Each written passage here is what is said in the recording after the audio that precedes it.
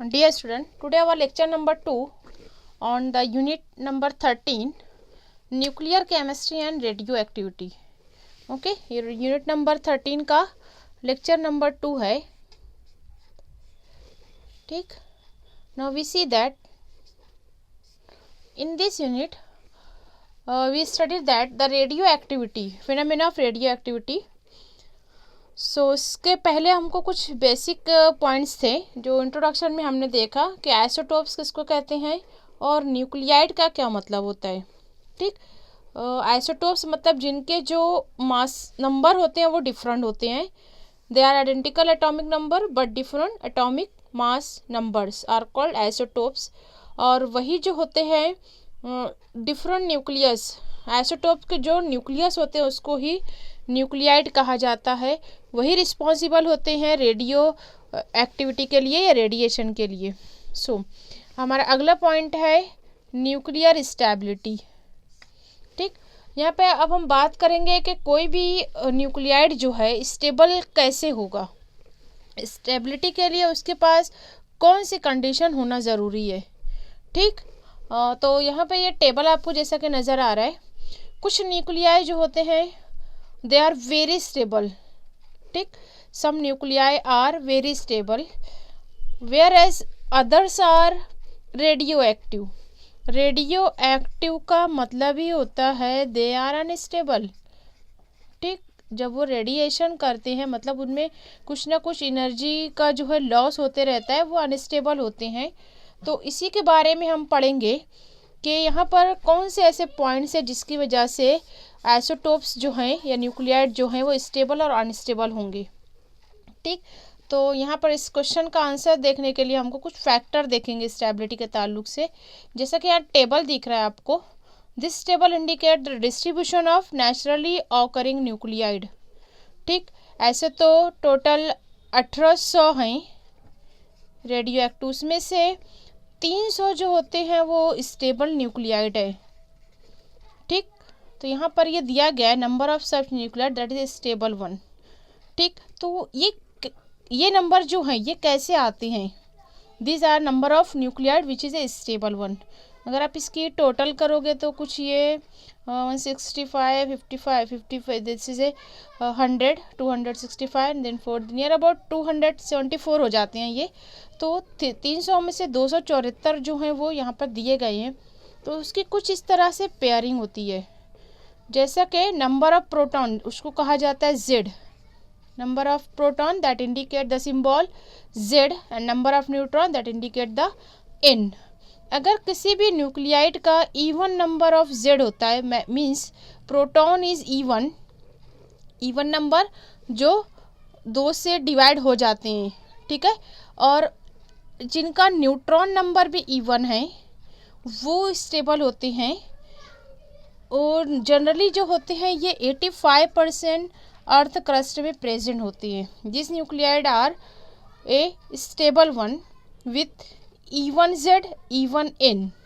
They are stable. अब मैं यहाँ पे लिख देती हूँ this nuclides are a stable nuclide. ठीक. ये स्टेबल होते हैं.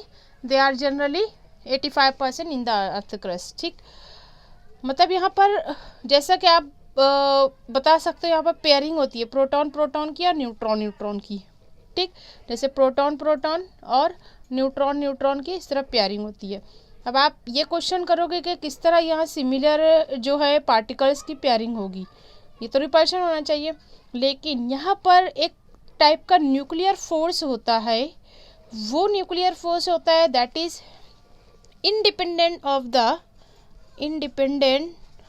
the nuclear charge and mass. ठीक.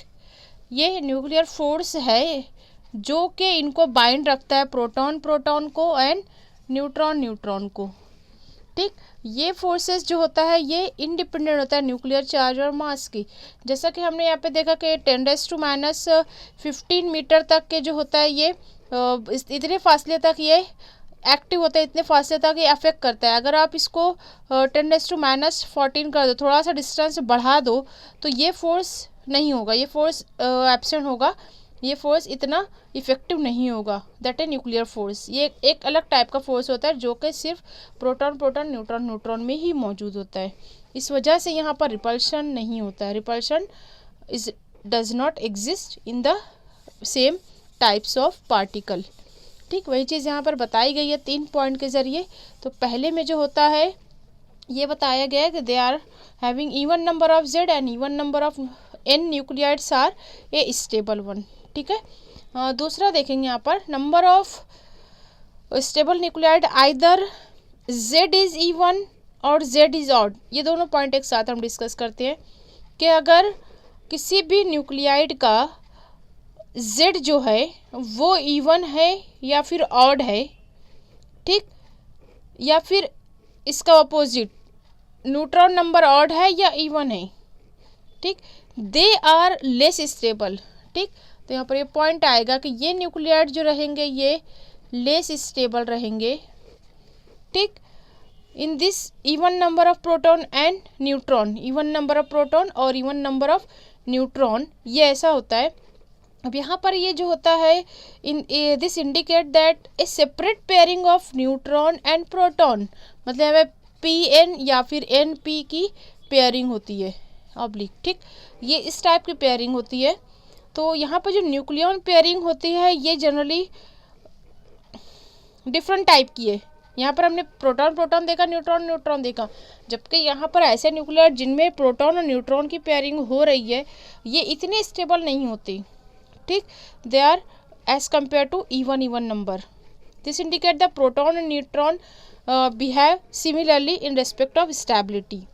ठीक, लास्ट पॉइंट है इसमें कि जिन न्यूक्लियाइड के प्रोटॉन नंबर ऑड है और न्यूट्रॉन नंबर ऑड है दे आर हाईली अनस्टेबल। ठीक, ये अनस्टेबल होते हैं।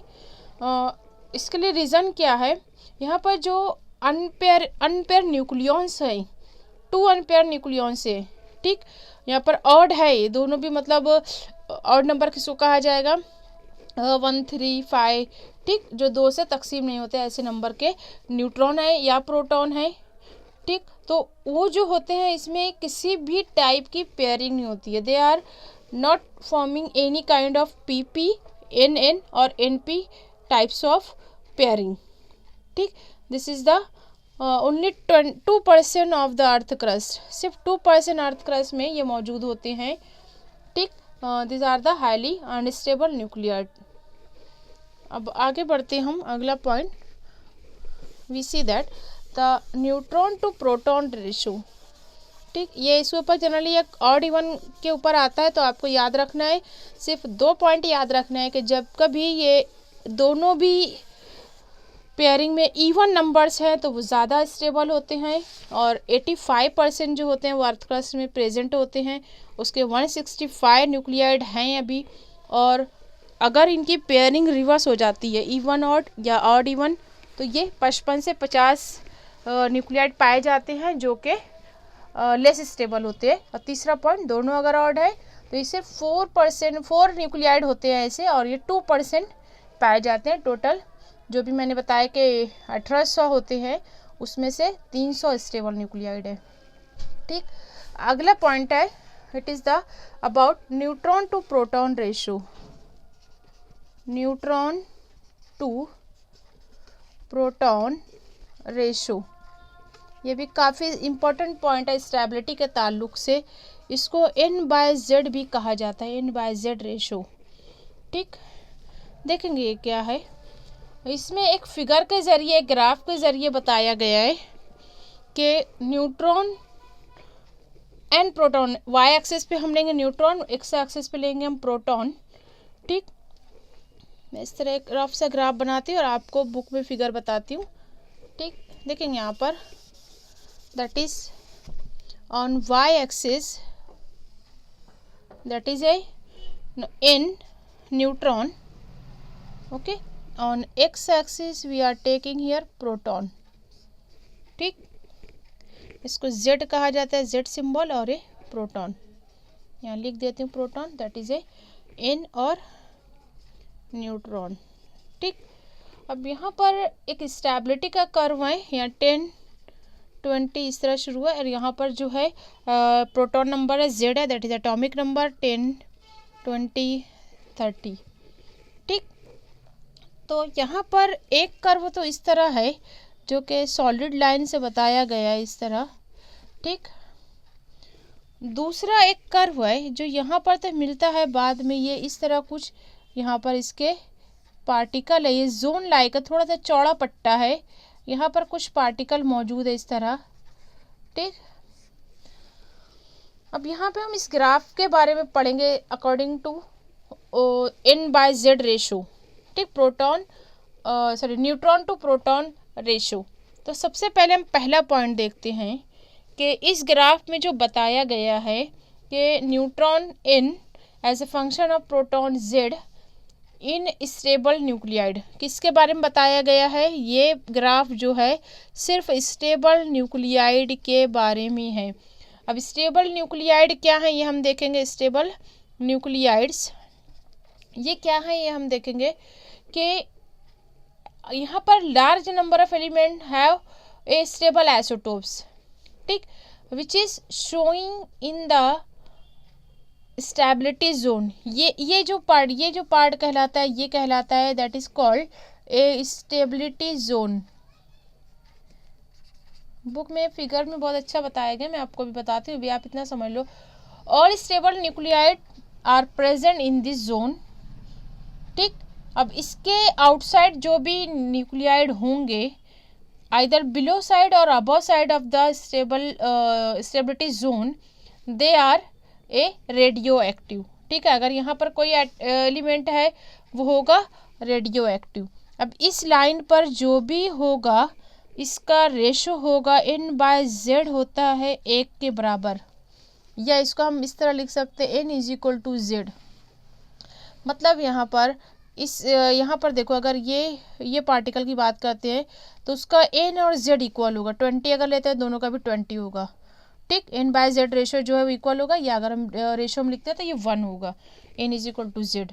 तो यहाँ पर इस लाइन के ऊपर जो होंगे स्ट्रेट लाइन पर, वो स्ट्रेट लाइन पर होने वाले ही स्टेबल होंगे और उनका N/Z वैल्यू 1 होता है। ठीक, अब इसके बिलो और अबव जाएंगे। ठीक, बिलो द बेल्ट और above the belt they are a radioactive isotopes. पहला पॉइंट ये है। दूसरा जो है, in this graph we notice that जो लाइटर न्यूक्लियाई है, जैसे हम कैल्शियम की बात करते हैं 2040। ठीक, विच ऑब्जर्व दैट यहाँ पर जो N/Z ये देख लो 20 जो इसका एटॉमिक नंबर है 20, और इसका हम न्यूट्रॉन नंबर लेंगे वो भी 20 आता है। तो यहाँ पर जो होंगे तो ये they are a lighter nuclide and stable 1। ठीक, इसको लाइटर न्यूक्लियाइड कहा गया है। और आगे जब हम बढ़ते तीसरा point, if you observe that N/Z ratio of stable nuclides heavier than calcium, calcium के ऊपर जाते हैं हम, तो ये क्या होता है? Gradually increases. देखेंगे यहाँ पर, हम यहाँ पर 30 की एग्जांपल ले लें, ये वाला पॉइंट। इस पॉइंट पर N जो है नंबर ऑफ न्यूट्रॉन जो बढ़ गया है एज कम्पेयर टू, सपोज यहाँ पर हम 40 ले सकते हैं, 30 नहीं होगा, यहाँ 40 होगा। This is 30, this is 40। ठीक, तो यहाँ पर जो ऐसे न्यूक्लियाइड है हेवियर न्यूक्लियाइड, N/Z की वैल्यू ग्रेटर देन 1 आएगी। ठीक, नीचे की अगर हम बात करते हैं तो यहाँ पर N/Z की वैल्यू 1 होती। ये दोनों पॉइंट आप याद रखो, ये पूरा ग्राफ आप एक्सप्लेन कर सकते हो बहुत ही इजी लैंग्वेज में। सिंपल से आपको पॉइंट लिखना है। ठीक, यहाँ पर ये N/Z 1, यहाँ पे आप देख सकते हो 30 है या 40 है, मतलब ये हेवियर न्यूक्लियाइड है, न्यूट्रॉन नंबर बढ़ गया, मतलब उसका मास नंबर बढ़ गया, that means it is a radioactive isotope और it is a having a in stability zone पे तो होगा ही, लेकिन इसका जो है ये हेवियर न्यूक्लियाइड इसको कहेंगे, with increasing number of proton, right, as well as they having. अब ये क्यों ऐसा होता है? They are having a large coulombic repulsion. Coulombic repulsion इसको कहा जाता है a forces between two similar charges. ठीक, जो सिमिलर चार्ज के बीच में जो फोर्सेस होगा वो जो होता है वो रिड्यूस हो जाता है। इस वजह से यहाँ पर रेंडर मतलब कम हो जाता है। इस वजह से यहाँ पर जो है ये जोन में जो है ये ऊपर के साइड में जो वो पट्टा ऊपर होता हुआ नजर आएगा, that means neutron number increases as proton is not the same with increasing number of neutron, right? With increasing number of neutron, the proton with the nuclide get more separated, which is a stable one. Okay? इस तरह यहाँ पर देखेंगे हम graph में और अच्छा समझ में आता है। आप इस पॉइंट को देखिए। No see here, hope so आप टेक्स्ट बुक में भी देख सकते हो। इसमें यहाँ पर बताया गया जो point, that is this is stability zone. Okay और ये स्ट्रेट लाइन पे यहाँ पर n is equal to Z लिखा हुआ है और नीचे यहाँ पर जो है न्यूट्रॉन टू प्रोटॉन यहाँ ग्राफ में बताया गया है। इसमें स्टेबल न्यूक्लियाइड को ब्लैक डॉट से बताया गया और कुछ यहाँ पर हेवियर न्यूक्लियाइड है रेड डॉट से, that is naturally occurring radioisotopes. ठीक, और जो यहाँ पर ये डार्क कलर है ये तो स्टेबल है, उसके ऊपर और नीचे ये बहुत अच्छा फिगर में आपको क्लियर समझ में आता होगा। थोड़ा करीब से देखिए, यहाँ पर रेड स्पॉट्स हैं, they are a radioisotopes. ठीक, आगे बढ़ते हैं। The next stability point is magic number और it is a showing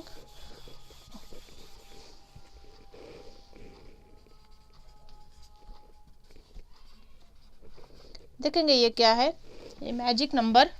here we observe that nuclei with the neutron that is 2, 8, 20, 28, 50 and 82 and last one is the 186। ठीक, ऐसे nuclei जिनके neutron या proton की तादाद इतनी होती हो, दे आर स्टेबल, चाहे न्यूट्रॉन चाहे प्रोटॉन।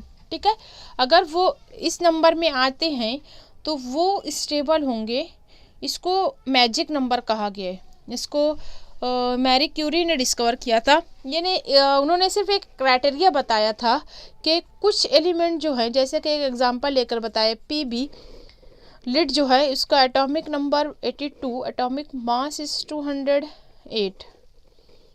ठीक, तो यहाँ पर जब हम देखते हैं लिड का एटॉमिक न्यूट्रॉन नंबर जो होता है 126, दोनों मैजिक नंबर आता है 82 एंड 126, इसलिए इसको कहा गया they are most stable element in the periodic table. ठीक, इसका लिड का क्या है, the neutron is 126, neutron that is 126 and proton is that is 82। ठीक, तो ये एक 1 मार्क्स से क्वेश्चन आ सकता है। मैरी क्यूरी ने बताया स्टेबिलिटी का एक क्राइटेरिया। अगले लेक्चर में जो है हम रेडियो एक्टिविटी का शुरू करेंगे पार्ट। आपके सिलेबस में से कुछ पार्ट डिलीट कर दिया गया है, जैसे nuclear potential, nuclear binding energy और बाइंडिंग एनर्जी पर न्यूक्लियन, ये सारा पोर्शन डिलीटेड है। अब हम अगले लेक्चर में रेडियो एक्टिविटी के बारे में पढ़ेंगे, लेक्चर नंबर 3 में। Okay, thank you.